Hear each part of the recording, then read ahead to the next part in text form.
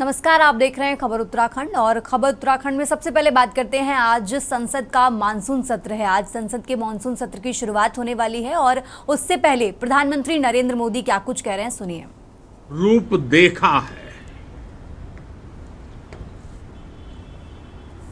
Operation सिंदूर में भारत की सेना ने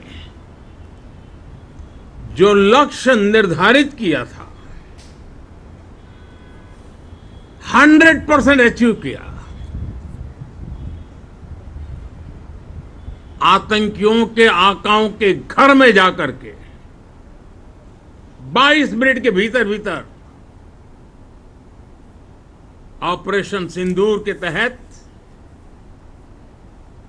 उसको जमींदोज कर दिया गया। और मैंने बिहार की एक कार्यक्रम में इसकी घोषणा की थी,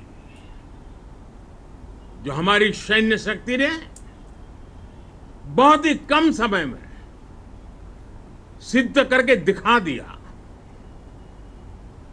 और इसमें मेड इन इंडिया सैन्य शक्ति का ये नया स्वरूप, इस पर भी दुनिया बहुत आकर्षित हुई है। इन दिनों विश्व के जिन जिन लोगों से मिलना होता है तो भारत के इस मेड इन इंडिया जो औजार तैयार हो रहे हैं, उसके प्रति दुनिया का आकर्षण बढ़ रहा है। मुझे विश्वास है कि जब सदन इस विजयोत्सव को एक स्वर में विजय के भाव से इस सत्र के दरमियान उन ओजस्वी तेजस्वी भावनाओं को प्रकट करेगा, तो भारत की सैन्य शक्ति को बल मिलेगा, प्रोत्साहन मिलेगा, देशवासियों को प्रेरणा मिलेगी। और सैन्य क्षेत्र में जो रिसर्च, इनोवेशन और मैन्युफैक्चरिंग हो रहे हैं,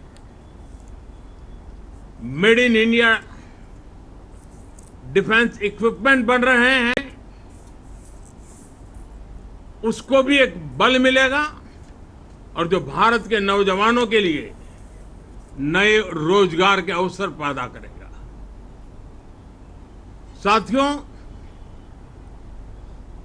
ये दशक हम एक प्रकार से देख सकते हैं कि शांति और प्रगति कंधे से कंधा मिलाकर के आगे बढ़ने के कदम कदम पर प्रगति के एहसास करते रहे हैं। देश कई प्रकार की हिंसक वारदातों का शिकार रहा है, लंबे अरसे तक शिकार रहा है। देश आजाद हुआ तब से ये समस्या को हम झेल रहे हैं, चाहे आतंकवाद हो, नक्सलवाद हो। कोई प्रारंभ में शुरू हुआ होगा, कोई बाद में शुरू हुआ होगा, लेकिन आज नक्सलवाद का, माओवाद का दायरा बहुत तेजी से सिकुड़ रहा है। माओवाद को, नक्सलवाद को जड़ से उखाड़ने के संकल्प के साथ देश के सुरक्षा बल एक नए आत्मविश्वास से, तेज गति से सफलता की ओर कदम रख रहे हैं।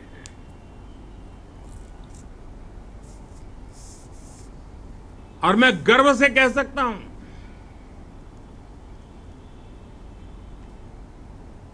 देश में सैकड़ों जिले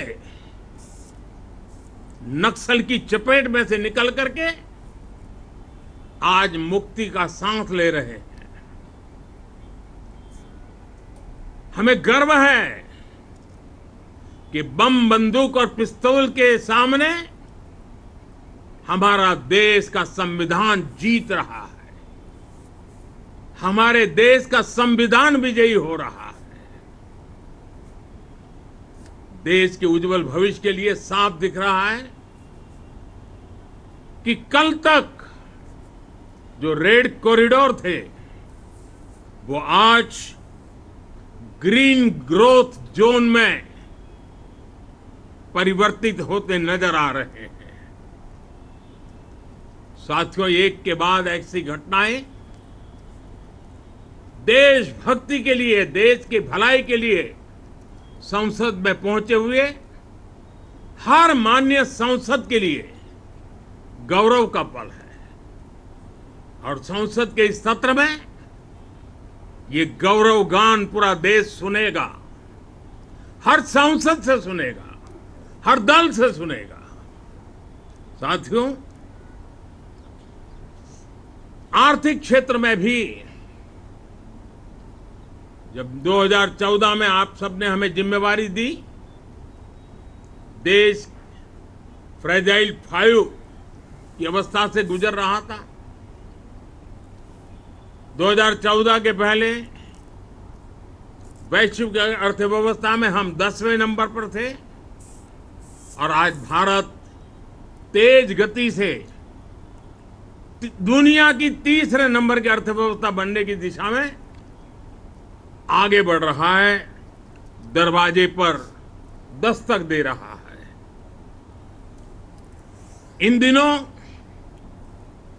25 करोड़ गरीबों का गरीबी से बाहर निकलना, जिसको विश्व की अनेक संस्थाएं सराहना कर रही है। देश में एक जमाना था 2014 के पहले जब महंगाई का दर, इन्फ्लेशन रेट डबल डिजिट में हुआ करता था। आज 2% के आसपास आकर के देश के सामान्य मानवी के जीवन में राहत बन गया है, सुविधा बन गया है।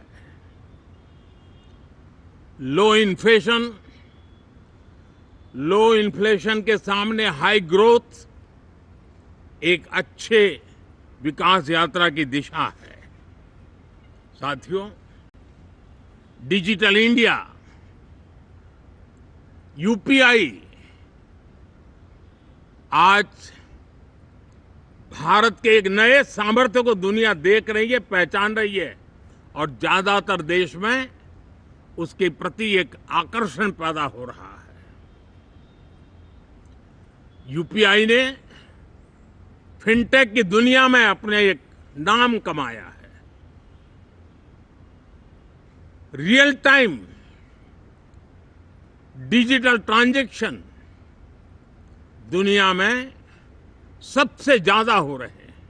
दुनिया में जितने हो रहे हैं, अकेले भारत में उससे ज्यादा हो रहे हैं। साथियों, पिछले दिनों इंटरनेशनल लेबर ऑर्गेनाइजेशन का एक वैश्विक समागम था और उसमें भारत ने बहुत बड़ी ऊंचाई प्राप्त की है। आईएलओ का कहना है कि 90 करोड़ से ज्यादा लोग भारत में अब सोशल सिक्योरिटी के दायरे में हैं। ये अपने आप में एक बहुत बड़ा अचीवमेंट है। उसी प्रकार से वैश्विक संस्था WHO ने ये कहा है कि भारत अब आंख की जो बीमारी आमतौर पर बारिश के सीजन में ज्यादा देखी जाती थी, ट्रैकोमा, अब भारत को WHO ने ट्रैकोमा फ्री घोषित किया है। तो आरोग्य के क्षेत्र में भी ये अपने आप में एक महत्वपूर्ण भारत के लिए सिद्धि है। साथियों, पहलगाम की क्रूर अत्याचार, नरसंहार, पूरी दुनिया चौंक उठी थी। आतंकवादी और आतंकवादी के आके दुनिया का ध्यान उनकी तरफ केंद्रित हुआ था। और उस समय दल हित छोड़ करके देश हित में हमारे ज्यादातर दलों के प्रतिनिधि, ज्यादातर राज्यों के प्रतिनिधि विश्व भ्रमण किया, दुनिया के अनेक देशों में गए और एक स्वर से दुनिया के सामने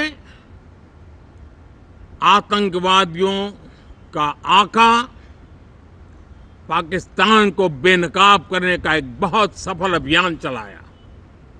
मैं आज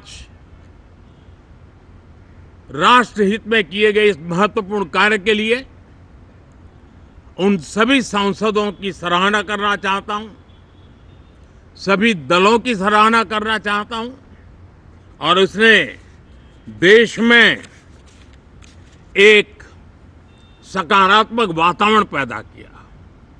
विश्व ने भारत की बात को स्वीकार करने की दिशा में अपने मन के द्वार खोले और इसके लिए ये हमारे सांसदगण, हमारे राजनीतिक दल सराहना करने के मेरे लिए सौभाग्य है।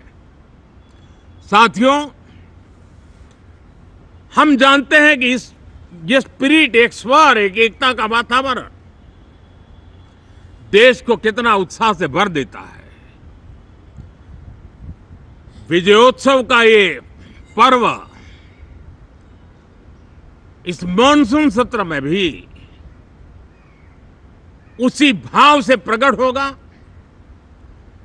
देश की सैन्य शक्ति को सराहना करेगा, देश के सामर्थ्य का गौरवगान करेगा और देश के 140 करोड़ नागरिकों को नई प्रेरणा का कारण बनेगा। मुझे विश्वास है कि हम सब मिलकर के डिफेंस के क्षेत्र में आत्मनिर्भर होने के इन प्रयासों को बल दें, सेना के सामर्थ्य की सराहना करें और मैं आज देशवासियों के सामने जरूर कहूंगा और देश के राजनीतिक दलों से भी कहूंगा कि देश ने एकता की ताकत देखी है, एक स्वर का सामर्थ्य क्या होता है देखा है। तो सदन में से भी सभी माननीय सांसद उसको बल दें, उसको आगे बढ़ाएं और मैं जरूर कहूंगा, राजनीतिक दल अलग अलग हैं, हर एक का अपना एक एजेंडा है, अपनी एक भूमिका है, लेकिन मैं इस वास्तविकता को स्वीकार करता हूं कि दल हित में मत भले न मिले, लेकिन देश हित में मन जरूर मिले। इसी एक भावना के साथ इस मॉनसून सत्र से देश के विकास यात्रा को बल देने वाले, देश की प्रगति को बल देने वाले, देश के नागरिकों को सामर्थ्य देने वाले अनेक विधेयक प्रस्तावित हैं।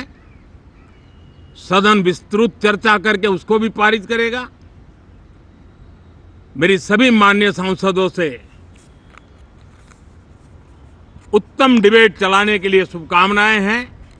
बहुत बहुत धन्यवाद।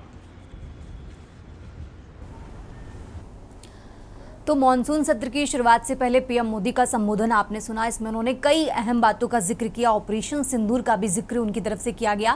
फिलहाल यहाँ रुकते हैं एक छोटे से ब्रेक के लिए, फौरन हाजिर होते हैं। ब्रेक से वापस आ चुके हैं, रुक करते हैं खबरों का और अब बात कर रहे हैं हरिद्वार की। हरिद्वार से खबर आपको बता रहे हैं, जहां सावन का आज दूसरा सोमवार है। शिवालयों में उमड़ा श्रद्धा का सैलाब, तो हर हर बम बम के जयघोष से गूंजा कनखल। भगवान शिव की ससुराल है कनखल। आपको बता दें, सावन में भगवान शिव अपनी ससुराल कनखल में करते हैं निवास। यहीं से सृष्टि का संचालन और कल्याण करते हैं भोलेनाथ। दक्षेश्वर महादेव मंदिर में सुबह तड़के से ही लगी है शिव भक्तों की लंबी लंबी कतारें। आस्था में डूबे भक्तों ने किया जलाभिषेक। हरिद्वार की तस्वीरें आपको दिखा रहे हैं, जहां आस्था में डूबे भक्त आपको नजर आ रहे हैं। सावन का दूसरा सोमवार आज है। दक्षेश्वर महादेव मंदिर में सुबह से ही शिव भक्तों की लंबी कतारें नजर आ रही हैं। तो आस्था में डूबे भक्तों ने जलाभिषेक किया है और तस्वीरें आपको टीवी स्क्रीन पर दिखा रहे हैं। सावन का दूसरा सोमवार आज है, इसी को लेकर आज शिवालयों में शिव भक्तों का सैलाब उमड़ा है। हरिद्वार की तस्वीरें आपको दिखा रहे हैं, जहां भक्त बड़ी आस्था श्रद्धा के साथ आज पूजा अर्चना करते नजर आ रहे हैं, जलाभिषेक कर रहे हैं। लंबी लंबी कतारों में सुबह से शिव भक्त नजर आ रहे हैं।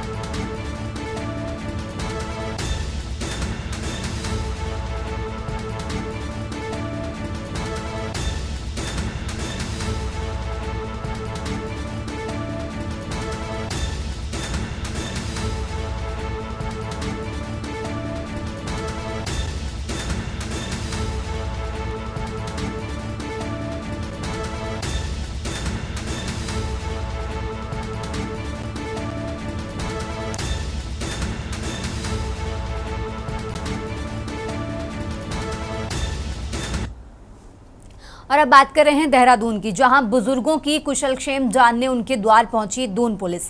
बसंत विहार क्षेत्र में वरिष्ठ नागरिकों से मिलकर उनका हाल जाना। तो दून पुलिस ने सभी बुजुर्गों से उनकी समस्याओं की जानकारी ली, समस्याओं के तुरंत निराकरण का भरोसा भी दिलाया है। तो पुलिस के इस काम की सभी सीनियर सिटीजन प्रशंसा कर रहे हैं। देहरादून से खबर आपको बता रहे हैं, देहरादून से अहम जानकारी आपको बता रहे हैं, जहां पुलिस के इस काम की सभी सीनियर सिटीजन प्रशंसा कर रहे हैं। तो बुजुर्गों की कुशलक्षेम जानने उनके द्वार पहुंची दून पुलिस। बसंत विहार क्षेत्र में वरिष्ठ नागरिकों से मिलकर उनका हाल जाना है।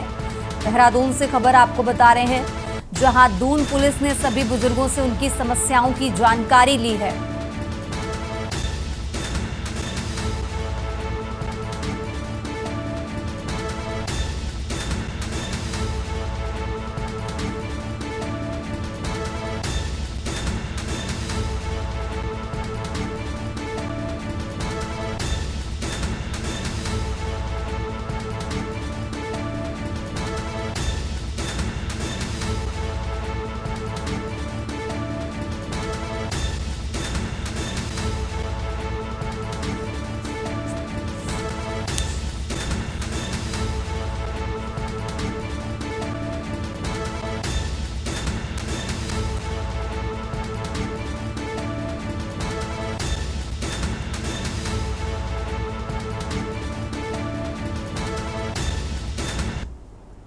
आगे बढ़ते हैं खबरों में। देहरादून से एक और खबर आपको बता रहे हैं, सावन के दूसरे सोमवार को लेकर देहरादून में बारिश सुबह से जारी है।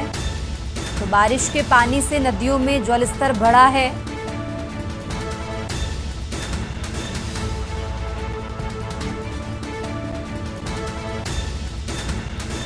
सावन के दूसरे सोमवार को देहरादून में बारिश सुबह से हो रही है।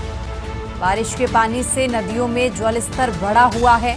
भारी बारिश के चलते स्कूलों की छुट्टियां हुई हैं।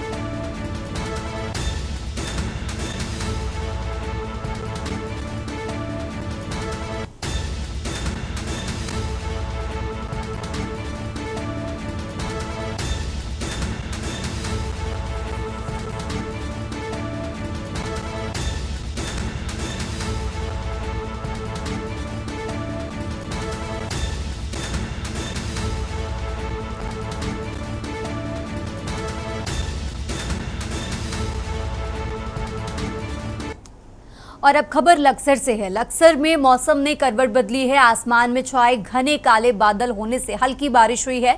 बारिश से तापमान में गिरावट आई है और इसी के चलते लोगों को गर्मी से राहत मिली है। लक्सर से खबर आपको बता रहे हैं, बिगड़ता मौसम भी शिव भक्तों के कदम नहीं रोक पा रहा। भारी भीड़ से लक्सर रुड़की हाईवे पर जाम लगा है। शिव भक्तों ने जाम से बचने के लिए ग्रामीण रास्तों का सहारा लिया और इसी के चलते प्रशासन की व्यवस्थाएं धराशायी नजर आई हैं। आज सुबह 4 बजे से सड़क पर लंबा जाम लगा है।